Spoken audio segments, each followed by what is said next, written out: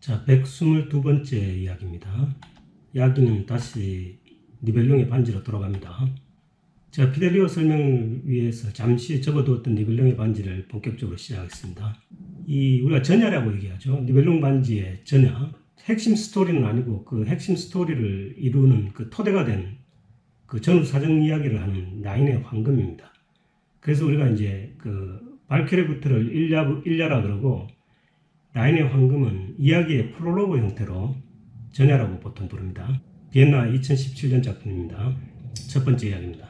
자, 라인의 황금은 이렇습니다. 원래 그 니벨룽의 반지는 지그프리트라는 영웅을 중심으로 펼쳐나가는 신이 아닌 이제 신이 멸망하고 인간 중심으로 넘어가는 그런 이야기를 드린 드라마입니다. 근데 이 반지의 탄생, 그러니까 이제 신이 멸망하게 된 이유가 된 그 단초를 제공하는 반지의 탄생이라든가, 그 다음에 신들이 자기네들의 새로운 성을 그 바랄라 성의 신축에 대한 여러 가지 이야기들을 프롤로그 형태로 이제 들려주는 그런 오페라입니다. 그러니까 본격적인 이야기를 하기 전에 그 비하인드 이야기를 들려주는 거죠. 원래 이 대본 자체가 그 신들의 멸망을 다루는 그 신들의 황혼을 제일 먼저 대본을 쓰고 거꾸로 이렇게 그 전후 사정을 설명을 하다 보니 이제 결국은 라인의 황금의 대본까지 오게 된 그 라인의 황금의 대본이 제일 마지막에 쓰여진 대본이라고 제가 저번에 말씀을 드렸었죠. 그러니까 이 라인의 황금에서는 그 핵심 이 니벨룽 반지의 핵심 이야기는 인간의 이야기는 전혀 없습니다. 신들의 이야기가 주가 됩니다. 단막의 오페라입니다. 2시간 거의 한 40-50분 정도 되는 오페라인데 이 중간에 뭐 막이 없으니까 인터미션도 없습니다. 원래. 그러니까 2시간 50분 동안 이 견디기 위해서는 대단한 노력과 그리고 학습이 필요하죠. 그 다음에 이게 이제 라인의 황금의 오케스트라 구성되는 인원이 108명 정도 됩니다. 지금 니벨룽의 반지 시리즈 중에서도 이제 제일 많습니다. 뭐 그런 여러 가지 이유가 있겠지만 일단 그 대장간의 씬에서 들려주는 이제 그 모루와 망치를 두들기는 그 인원만 해도 거의 한 7명 정도 되니까요. 그러니까 이 신의 세계와 거인, 그 신과 거인과 니벨룽, 난장이들의 이야기가 이 라인의 황금의 핵심입니다. 반지가 어떻게 해서 태어났는지, 반지가 결국 어떻게 되었는지 하는 그 이야기죠. 대본은 아까 말씀드렸다시피 가장 마지막에 쓴 거니까 이 오페라를, 그러니까 이 니벨룽의 반지라는 오페라를 이제 그 관람하는 핵심 그 팁을 하나 드린다면은, 저번에 말씀드렸다시피 뭐 아름다운 선율이나 이런 아리아는 없기 때문에 이 오케스트라의 그 연주라든가 각 인물들의 전개되는 어떤 라이트 모티브, 유도 동기라든가 이런 부분에 신경을 쓰면서 이렇게 들으시면은 굉장히 흥미를 느끼실 수 있죠. 어쨌든 이 이야기가 좀 스토리가 복잡하기 때문에 이 스토리를 모르시는 분은 뭐 스토리를 아는 재미도 꽤 쏠쏠합니다. 자, 이 오케스트라는 제가 저번에 설명드렸지만 다시 한번 말씀을 드린다면은 이게 사관 편성입니다. 목관의 주 악기인 목관 악기의 각 분야별 4대씩 16대가 편성되는 사관 편성이기 때문에 이 전체 구성이 라인의 황금 구성이 지금 108명입니다. 총 108인조인데 이제 다른 그 반지 시리즈에 보면은 뭐 발키리는 94인조, 지그프리드 94인조, 신드레왕은 101인조니까 라인의 황금이 그 오케스트라의 규모가 크게 된 거죠. 뭐 이 중에 아까 잠깐 설명드렸지만 망치와 모르에 이제 7명이 배치가 됩니다. 이건 이제 대장간의 씬을 좀 더 박진감 넘치게 하기 위해서 이 중간에 나옵니다. 니벨룽 세계로 들어갈 때 오케스트라의 마지막 부분은 망치 두드리는 소리가 그 연주의 핵심이 되는 거죠. 자, 이 라인의 황금의 등장인물은 제가 저번에 전체 니벨룽 반지 등장인물 36명을 이렇게 지금 소개를 해드렸던 중에서 지금 제가 회색으로 처리된 부분은 이번 이야기는 이제 등장하지 않습니다.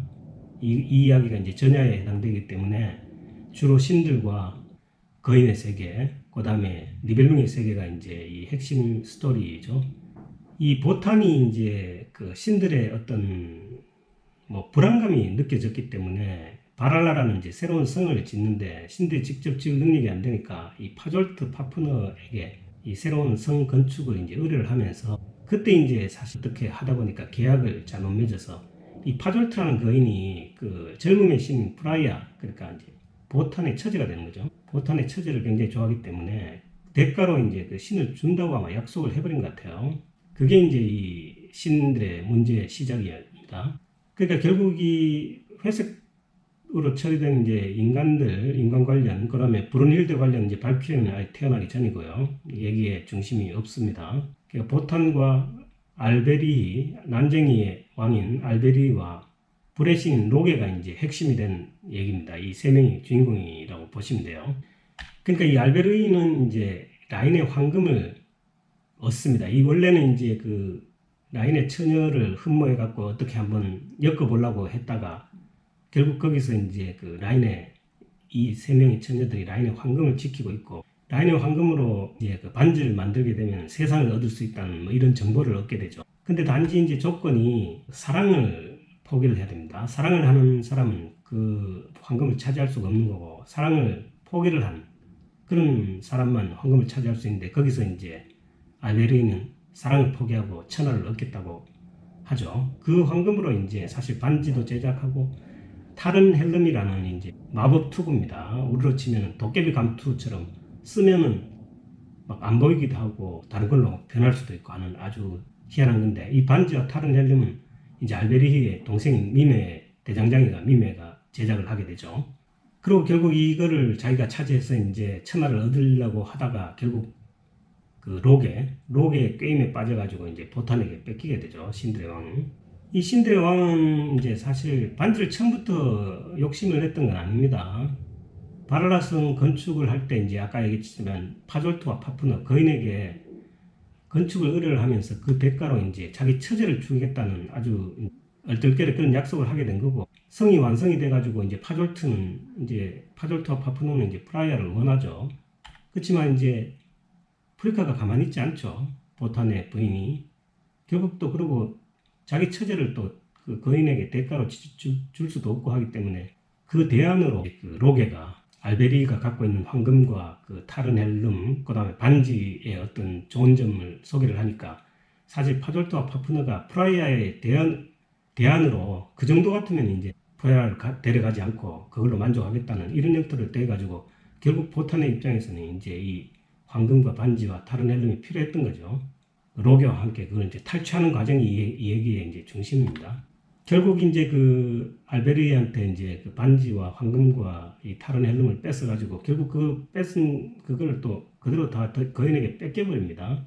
핵심은 그런 핵심이고, 결국 그렇게 해서 이제 프라이아를 구하고 이제 새로 신축된 바랄라 성에 입성하는 게 이 이야기의 마지막입니다. 그 로게는 이게 이제 신들의 주류에서 약간 밀려난, 이 로게가 그 불의 신인데 반은 신이고 반은 인간이라 그러네요. 그러다 보니까 도너나 프로 같은 이런 진성 그 신들과는 약간 이제 어떻게 보면 거리가 있는, 약간 소외되는, 왕따를 당하고 있는 그런 신 중에 하나입니다.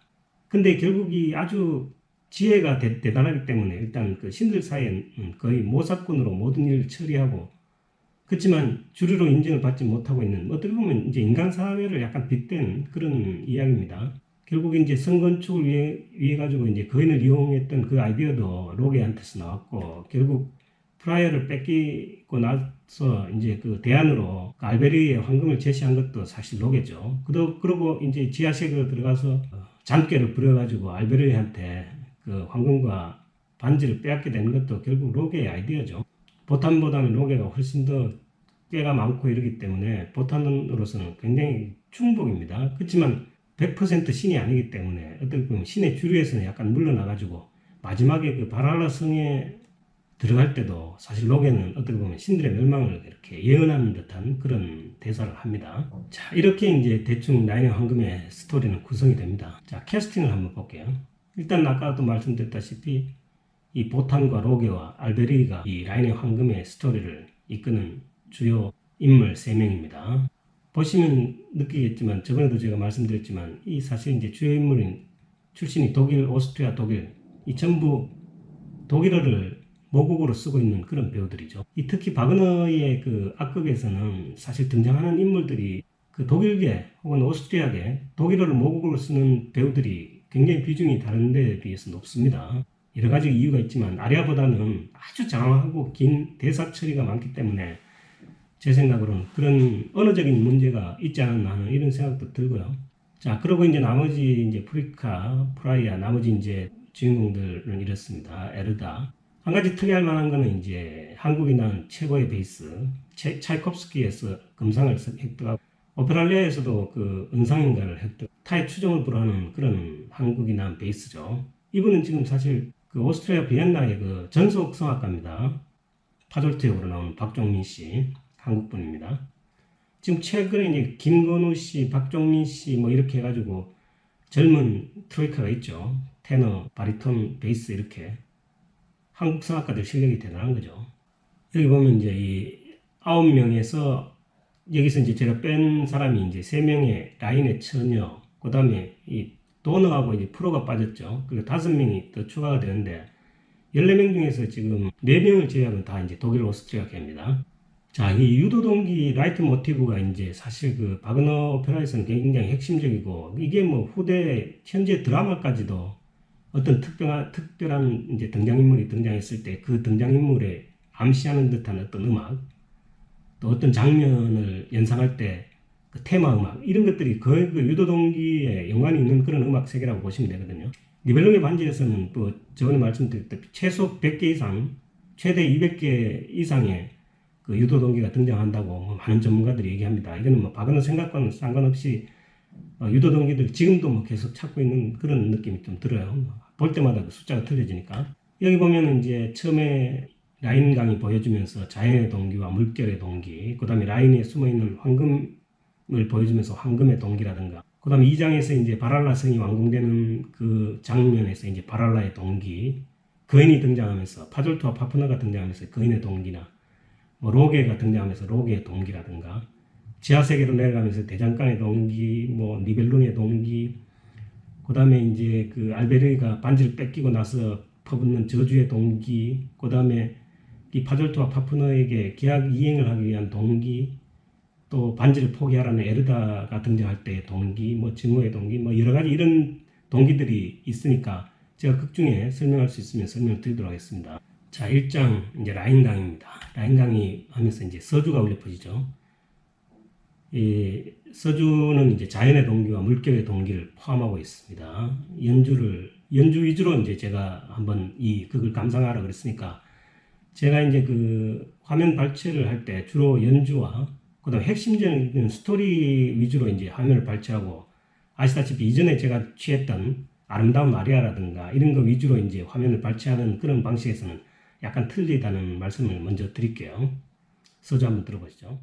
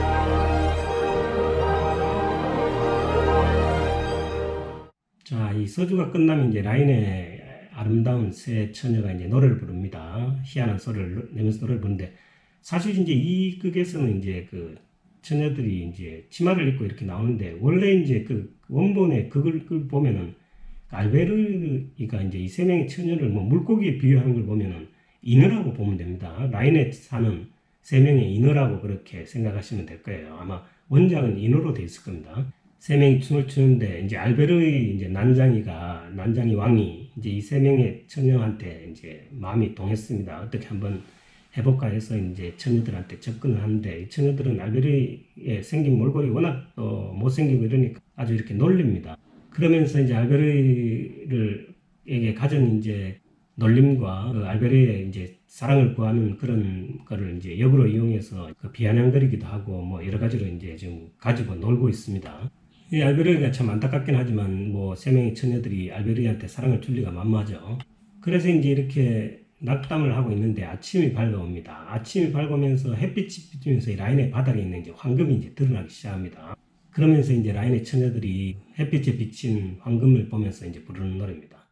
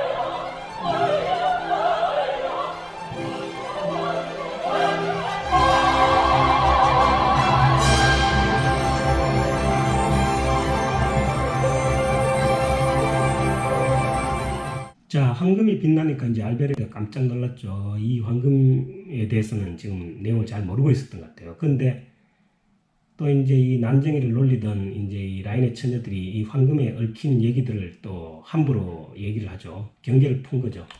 근데 이제 문제는 이 황금을 가질 수 있는 조건이 이제 사랑을 포기해야만 된다는 조건이 있습니다. 이 세 명의 처녀들이 이제 알베르한테 긴장의 끈을 놓았던 이유 중에 하나가 이제 알베르는 지금 이 세 명의 처녀에게 사랑을 구하고 있기 때문에 사랑을 구하는 알베르가 이 황금을 차지할 수 있을 거라는 생각을 하지 못했던 것 같아요. 근데 여기서 알베르는 나는 사랑 대신 세상을 가지겠다고 선언하면서 그 세 명의 처녀들에 대한 사랑을 버리고 이제 황금을 이제 차지합니다.